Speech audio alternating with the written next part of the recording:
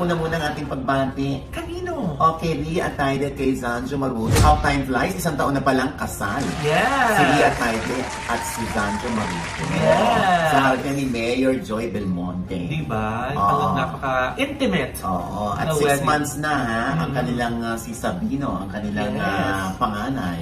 Oh. Napadadagdagan na kaya ito? Zanjo?